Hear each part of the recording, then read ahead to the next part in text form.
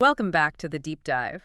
Today, we've got quite a stack in front of us. We're pulling from ancient thinkers like Plato and Seneca, masters of rhetoric like Aristotle, all the way up to, modern foundational stuff from Earl Nightingale and Stephen Covey. It's a pretty diverse library, yeah. But the mission today isn't just theory, right? Exactly. It's purely practical. We want to extract a real, concrete toolkit.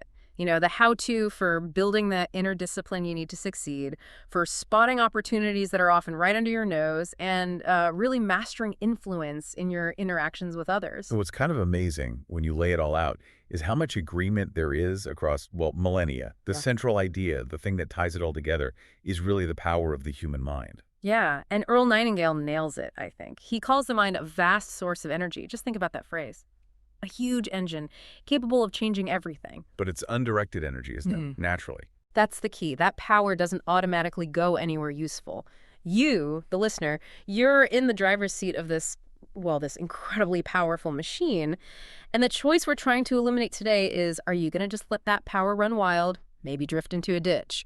Or are you going to grab the wheel, keep both hands on it, and consciously direct that energy towards something specific, something worthwhile?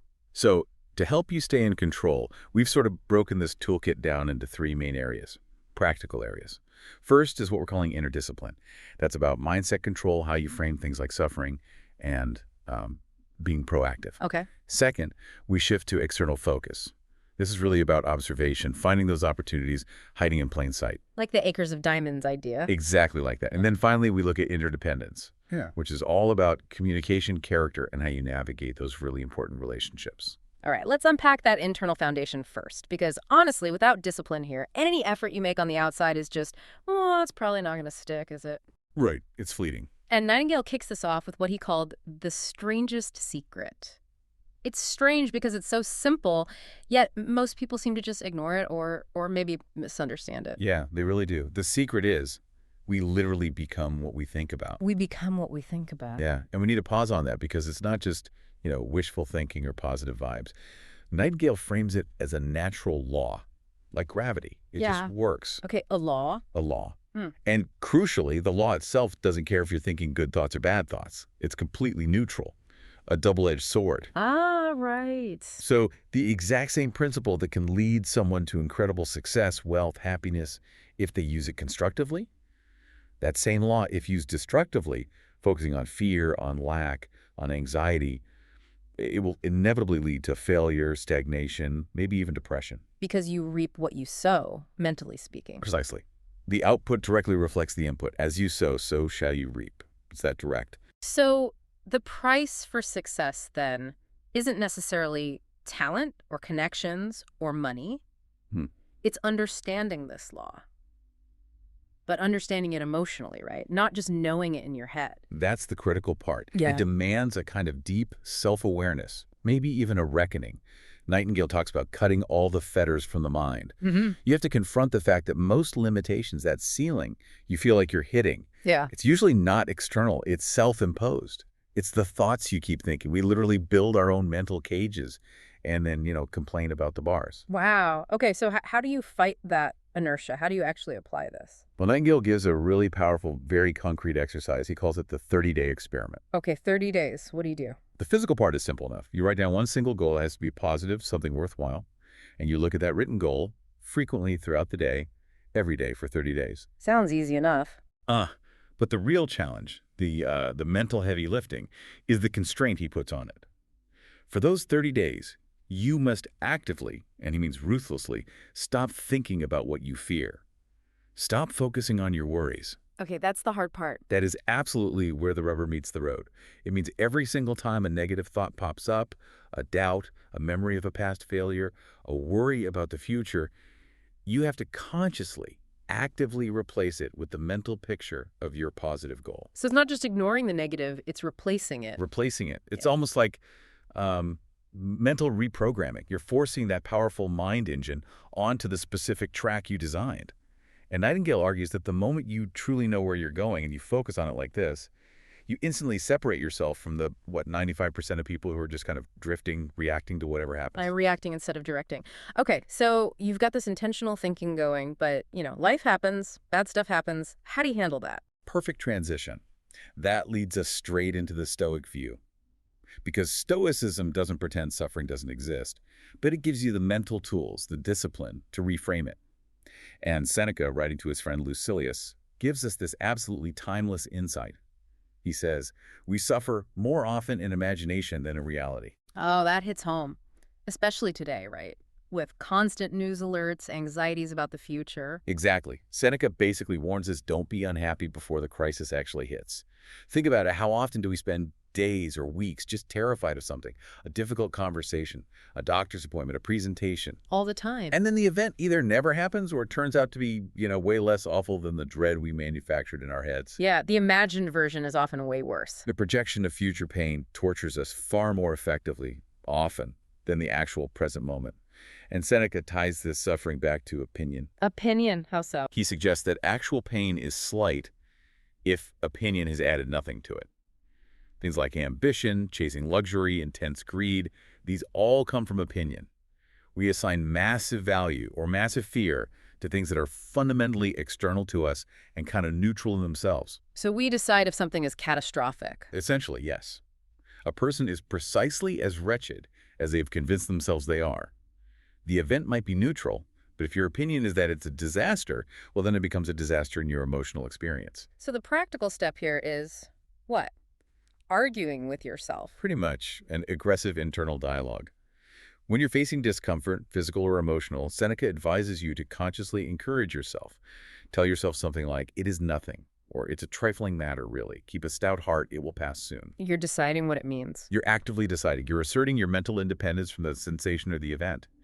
And that act of deciding, that shift in thought, actually works to make the pain feel less severe. It diminishes the experience. Okay, that makes sense. Managing the internal response. Now, what about managing how we react to change or circumstances in general? This seems like where Covey comes in. Exactly. Covey introduces this crucial concept of proactivity. He sees this as the ultimate internal discipline. It's about shifting from being a victim of your circumstances to being an agent of your own actions. Acting versus being acted upon. Precisely. True independence, he says, comes when we empower ourselves to act, rather than just being passively acted upon by our environment, by our conditions, by other people's mood or behaviors. And a big piece of that is where you put your energy, right? The circles. Yes, the circle of influence versus the circle of concern. Yeah. Proactivity means focusing your time and energy exclusively on your circle of influence, the things you actually can control, like your responses, your choices, your attitude, your preparation, your values. Okay. And you deliberately stop wasting energy fretting about the much larger circle of concern. That includes things you can't control: the weather, the economy, politics, other people's actions, and, importantly, past mistakes. Right, you can't change the past. Reactive people dwell there. They absolutely do. They drain their energy worrying about what's already happened or what might happen that's outside their control. A proactive person channels all that energy into their response, into what they can do now. How does this apply to making mistakes then? Because everyone makes them. Covey has a really powerful framework for this. The proactive way to handle a mistake is threefold. First, acknowledge it instantly, own it. Second, correct it if possible. And third, and this is the most crucial part, learn from it. Okay, acknowledge, correct, learn. If you do that, you actually turn the failure into a success. The mistake becomes tuition. The obstacle becomes the path forward. But what if you don't? What if you cover it up or blame someone else? Well, Covey calls that a mistake of a different order. It's much more serious. It's not just an error in judgment or execution anymore. It's now an injury to your fundamental character. Because you're being dishonest, essentially. Exactly. It leads to rationalization, self-deceit, defensiveness. The damage to your integrity, to your character, is actually far worse than the consequences of the original mistake. Which links back perfectly to what Plato argued, doesn't it? That doing wrong is worse than suffering wrong? Precisely. Yeah. The harm is primarily to the self. So how do you maintain that integrity, that proactive stance, consistently? Covey argues the only way is through principle centering. Your ultimate source of security, your guidance system, your sense of wisdom and personal power, it all needs to flow from correct, unchanging principles. Things like integrity, fairness, honesty, human dignity, justice. not from external things like money or status or even relationships. Right, because those things are fleeting. Money comes and goes, jobs change, people's opinions shift, circumstances fluctuate wildly. Yeah. If your sense of self, your security is tied to those external changing things. You're vulnerable. Your whole emotional foundation is shaky. Totally unstable. But principles don't change. If your life is centered on unchanging principles, your response to all that external chaos remains steady, remains grounded. It's like the practical modern business application of that core Stoic idea of endurance and inner stability. Okay, so let's say you've done that inner work. You're working on being proactive. You're centered on principles. You know the direction you want your mental energy to flow. What's next? Well, the next step is to focus that disciplined energy outward, to Mhm. actually find and capitalize on the opportunities the world presents. And the sources we're looking at today suggest that most people fail right here because they're fundamentally looking in the wrong place. Ah, okay, this is where Acres of Diamonds comes in, right? Russell Conwell's famous story. Exactly. It's built around this character, Ali Hafed. He owned a perfectly good farm, was doing reasonably well, but he became absolutely consumed with the idea of finding immense wealth by discovering diamonds. So he sells everything. Sells the farm, leaves his family, and spends the rest of his life wandering the globe searching for diamonds, and finds nothing. He eventually dies broke and in despair. Tragic. But there's a twist, isn't there? A huge twist. The man who bought Ali Hafed's farm, one day he's out by the stream that runs to the property, and he notices a glint. He picks up a stone. Turns out it's a massive diamond. No way. Yes. That farm sits on top of one of the richest diamond mines ever discovered, the Golconda mines. Wow. So the diamonds were there all along. Right there. As Conwell puts it, if Ali Hafed had just remained at home and dug in his own cellar, or even just looked closely at his own stream, he would have had acres of diamonds. The whole point is we're conditioned to think opportunity, real value, is somewhere else, far away, exotic, Instead of right here. instead of right under our feet. Conwell really hammers this home with another story, almost unbelievable, about a professor of mineralogy. An expert, then. A leading expert. This guy knows everything about precious metals, how to find them, but he's convinced that real wealth means going off somewhere remote using specific complex prospecting techniques. Okay. And the story goes, he's literally negotiating the sale of his own home, sitting on his porch, and he's resting his hand on this large, heavy stone block in his yard. He's even kind of idly rubbing the dust off it with his sleeve while talking. Huh. And he sells the house, moves away to find riches elsewhere. And the new owner discovers that the block the professor was sitting on, rubbing his sleeve on, was almost pure native silver. You're kidding. An expert mineralogist didn't recognize silver right in his own yard? Because his mind was locked onto the idea that value had to be somewhere else. His expertise actually blinded him to the obvious reality right in front of him. That's incredible. So the core message is, It makes almost no difference where you are geographically. What matters is who you are meeting, how observant you are, how attuned you are to the needs and realities right around you, the opportunity, the diamond, the silver. It's usually not about moving. It's about radically shifting your perception, your attention right where you stand. if you can't see the needs in your own community, moving won't magically give you better vision. Exactly. You'll just take the same lack of observation with you. Okay, so how do we cultivate that observation? How do we actually see these opportunities? It sounds easy, but It requires deliberate practice. Look at the method John Jacob Astor supposedly used. He ended up owning a millinery store, a hat shop that was failing. He held the mortgage on it. so he takes over, fires the manager, changes inventory. Nope. He did something much smarter. He applied pure, focused observation. He didn't even work in the store. What did he do? He apparently just sat on a bench in a nearby park for hours, day after day. And he meticulously watched the women walking by. He studied their bonnets, Just watched hats. watched the hats they were already wearing.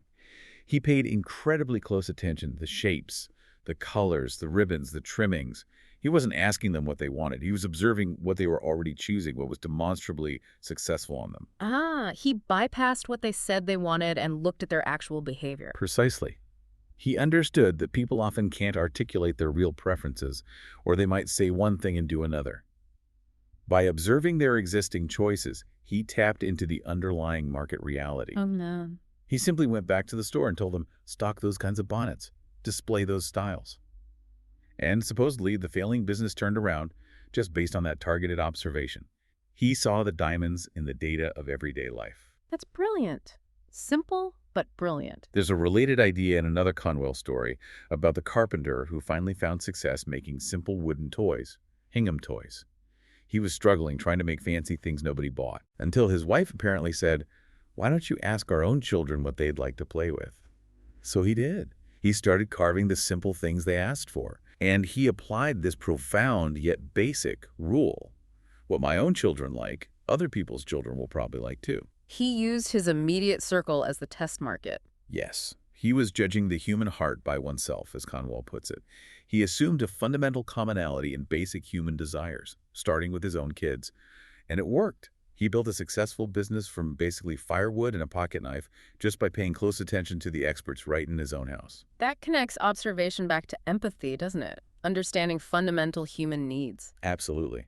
And this kind of deep attention, this focus, is something Julia Cameron talks about in the context of creativity. She argues that a truly creative life, and I think we could extend that to a productive, opportunity-finding life, requires great swaths of attention. Meaning sustained focus. Sustained, deep focus. If your mind is constantly scattered, jumping from one thing to another, lost in fantasies of what could have been or should be, or maybe tied up in knots of anxiety, You miss what's actually happening right now. you miss the connection, you miss the subtle cues, you miss the diamonds. Attention, Cameron suggests, is the currency we use to connect with reality and really to survive and thrive. And when that attention gets incredibly deep, totally absorbed in what you're doing, that's flow, right? Mihaly Csikszentmihalyi's concept. Exactly. Csikszentmihalyi looked at ancient disciplines, yoga, Taoism, Zen, and saw them as sophisticated technologies, really designed to free our consciousness from those automatic deterministic influences. Yeah. Biological urges, social conditioning. To achieve a kind of independence of mind. Yes. And the peak state of that focused consciousness is flow. It happens when you're completely immersed in an activity, when the challenge of the task perfectly matches your skill level. What does that feel like? Well, a key characteristic is the egoless state. You're so absorbed, there's simply no attention left over for worrying about the past or planning the future or even thinking about yourself. Self-consciousness just dissolves. The mind achieves this state of one-pointedness. You're just doing. You're just doing. And fascinatingly, in this state, actions often become automatic, spontaneous, almost effortless, yet perfectly executed. Csikszentmihalyi quotes a rock climber describing it as, "The right thing is done without you ever thinking about it or doing anything at all." Wow. Intense concentration, but feels effortless. It's the ultimate fusion, maybe, of that inner discipline we talked about, the mind fully controlled and directed, and the external focus. All that mental energy is channeled into the present task, leaving absolutely no room for that internal chatter the anxiety Seneca warned us about. Okay, so we've built this foundation of self-mastery, that inner discipline, and we've applied that focus outward to observe and find opportunity. But let's face it, most of life isn't lived in isolation. It's lived with and through other people. Right. Work, family, community, it's all interaction. So now we need to shift gears from independence, which is essential, to what Covey terms interdependence. Interdependence. Now, it's important to distinguish that from dependence, isn't it? Absolutely critical. Dependence is when you rely on others because you feel you have to, maybe out of weakness or need. Interdependence is fundamentally different. It's a conscious choice, and it's a choice that only truly independent people are capable of making. Because you're choosing to cooperate from a position of strength. Exactly. You recognize the power of synergy. You understand that you and I working together can accomplish far more than either of us could possibly achieve alone. It's moving beyond that lone wolf or rugged individualist mythos. Yeah, which doesn't really reflect how most things actually get done. Not at all. Covey points out, quite rightly, that most of the important arenas of life, your career, your marriage, your community projects, are fundamentally interdependent systems. The idea of trying to win against your spouse, for example, is just, well, ridiculous. He asks that question, who's winning in your marriage? Right. And the answer is, if it's conceived as a win-lose game, then ultimately both people are losing. For the relationship, the system, to function and thrive, it has to be win-win, or the whole thing eventually collapses. Okay, so if interdependence is the goal in our relationships and collaborations, how do we get there? What's the key skill? Communication. Specifically, mastering communication through what Covey calls Habit 5. Seek first to understand, than to be understood. Seek first to understand. That sounds simple, but feels profound. It is, and it requires balancing two key things. You need courage, which is the willingness to actually express your own views and feelings clearly. But you also need deep consideration, which is the genuine desire and ability to listen to and truly understand the other person's perspective first. And most people get that backwards, or skip the first part. They almost always skip the understand part. We're so eager to jump in with our own advice, our own opinions, our own solutions. We lead with courage, maybe, but without the consideration piece. And why do we do that? Why is listening so hard? Because, Covey argues, we almost universally listen and respond autobiographically. Autobiographically, meaning? Meaning, the instant someone starts talking, especially if they're sharing a problem or a concern, we filter everything they say through the lens of our own life story, our own experiences, our own values and assumptions. We're not actually trying to climb inside their frame of reference. We're relating it all back to ourselves. Can you give examples of that? What does autobiographical listening sound like? Covey identifies 4 really common types. First, we evaluate. We immediately agree or disagree. We judge what they're saying, that's right, or you shouldn't feel that way. Okay, judging. What else? Second, we probe. We start asking questions, but they're questions coming from our agenda, designed to lead them towards our conclusions or satisfy our curiosity, not necessarily to understand them better on their terms. Right, like cross-examine. Kind of. Third, we advise. This is probably the most common one. We jump right in with solutions based on our experience. Well, here's what you should do. Or, if I were you. Giving unsolicited advice. Yep. And fourth, Yeah. we interpret. We try to psychoanalyze them based on our understanding of motives or psychology. Yeah. You're probably just saying that because.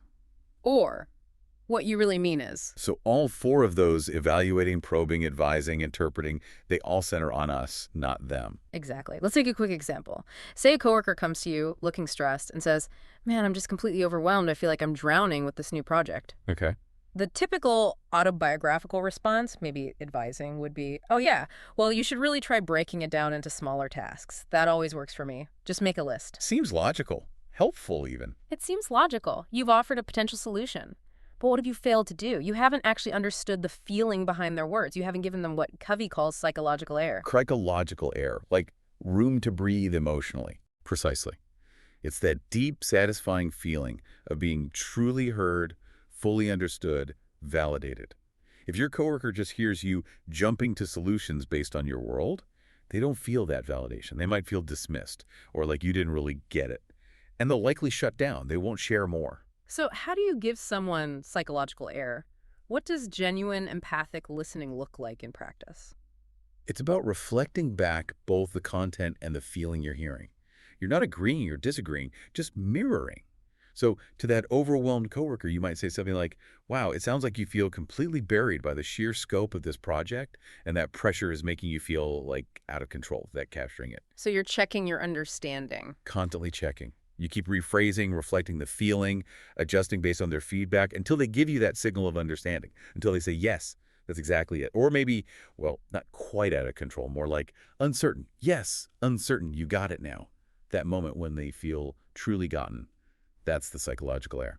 And only then, once they feel understood, are they likely to be receptive to your perspective or advice. Exactly. Once you've truly understood them, you've earned the right and created the opening to then seek to be understood yourself. Okay, that makes perfect sense. And this leads naturally into persuasion, right? How to effectively communicate your own point once you've established that understanding. It does. Covey brings in the ancient Greek framework here, the classic triad of persuasion: ethos, pathos, and logos. Ethos, pathos, logos. Let's break those down. Ethos is? Ethos is your personal credibility. It's your character, your integrity, your perceived competence, your trustworthiness. Do people believe you? Do they trust your intentions? Covey argues ethos comes first because if people don't trust the messenger, the message itself doesn't matter much. Your character speaks before you do. It's constantly radiating, he suggests. It's built over time through consistency, through demonstrating that inner discipline and principle-centeredness we talked about earlier. If your ethos is weak, no amount of clever rhetoric will work long-term. Okay, so ethos is trust in you. What's pathos? Pathos is the empathic side. It's about being attuned to and in alignment with the emotional landscape of your audience. It's understanding their feelings, their hopes, their fears, their paradigms. if you've genuinely sought first to understand using empathic listening. You've already established pathos? You've demonstrated it. You've shown you care about their perspective, that you get where they're coming from emotionally. You're speaking to their world, not just at them from yours. And logos. Logos is the logic. Yeah. It's the reasoning, the data, the structure of your actual argument or proposal. But here's the key insight. Logos is most powerful, most persuasive, only when it's presented within the context of strong ethos and deep pathos. So logic alone isn't enough. Rarely. When you present your logical case, after demonstrating you understand their concerns, pathos, and from a position of trust, ethos, your logic becomes much more compelling. They feel heard, they trust you, and now your rational argument, which perhaps offers a better way forward based on that understanding, feels almost natural to accept. The logic lands effectively because the trust and the feeling pave the way. Okay, so this whole toolkit, inner control, sharp observation, empathic communication, principled persuasion, it's incredibly powerful. But it feels like it could be used for good or ill. Absolutely.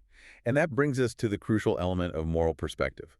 All these tools are just that, tools. How they're used depends entirely on the character and intention of the user, which takes us back to Plato, particularly his dialogue Gorgias. Right, where Socrates makes that pretty radical claim. A really profound assertion. The committing wrongdoing is actually the worst possible harm that can happen to a person, even worse than suffering wrong yourself. And even more radically, the getting away with wrongdoing, not being held accountable, is even worse than being punished for it. Because it damages your soul, your character, fundamentally. That's the core idea. It elevates moral injury above any kind of physical suffering or external loss. If you use all these powerful techniques, proactivity, observation, persuasion, but you use them to manipulate, exploit, or harm others, you might gain some external advantage. But according to this view, you're inflicting the deepest possible wound upon yourself. You're damaging your own integrity. That connects right back to Covey's mistake of a different order, doesn't it? The damage to character being the real issue. It's the exact same principle. Maintaining that inner integrity is paramount. And we see maybe the ultimate example of choosing a moral perspective, even in the face of horrific suffering in the life of someone like Sojourner Truth. An incredible example. She spoke very openly about the intense and, frankly, completely justifiable hatred she felt towards white people because of the unimaginable cruelty and oppression she endured under slavery. How does she move past that? She described a profound internal shift, a moment of spiritual transformation. She said that suddenly love came in me, this overwhelming feeling. But it was so vast, she initially didn't know what to do with it. Her first instinct was almost to hoard it, thinking, white people didn't deserve this feeling from her. Understandable. Completely. But then she made a conscious, incredibly difficult choice. She described wrestling with it and finally saying, yes, God, I'll love everybody and the white people too. That wasn't just passive acceptance, was it? Not at all. That was an act of supreme will. It was the ultimate demonstration of taking control of her deepest, most corrosive internal state righteous hatred and actively, deliberately transforming it into a universal compassion. That choice allowed her to live, to function, to advocate without being perpetually poisoned by the very real suffering that had been inflicted upon her. It's the power of a chosen perspective at its most profound. #tag outro. Wow. Okay, so this deep dive, it really feels like it's laid out a kind of pathway, doesn't it? From the inside out. You start with that inner discipline, mastering your thoughts, your responses, your principles. Right, that builds the foundation, the capacity for genuine independence. And then that capacity allows you to turn outward with real external focus, to observe accurately, to see the opportunities. Which then equips you with the character, the understanding needed for effective, meaningful interdependence with others. Inner work enables outer effectiveness, enables better relationships. It's a sequence. That really is the toolkit in a nutshell. Success, as Nightingale said, comes to those who know where they're going, who've harnessed that mental energy for a purpose. And the strength to keep going, even when things get tough, comes from that stoic ability to frame challenges constructively, to find meaning even in obstacles, as Seneca taught. So if we pull all these threads together, from Seneca's self-control to Covey's principles to Astor's observation to empathic listening to Plato's moral compass, we're left with maybe one final provocative thought for you, the listener. You now have a sense of these powerful tools for awareness, for self-mastery, for communication. The ultimate test, then, is what? The test is this. Are you going to use all this understanding, this intellectual energy, merely to win arguments? to get ahead, Yeah. to gain some kind of external advantage, like those skilled but maybe hollow rhetoricians that Plato often criticized? Or are you going to apply this knowledge to the much harder, much more rewarding work? The disciplined practice of actual justice, of genuine compassion, of building authentic human connection. Remembering, as Covey so powerfully put it, that whenever you truly engage with another person, whenever you seek to understand their inner world, you are, in a very real sense, walking on holy ground. The choice of how you use this toolkit, well, that defines everything.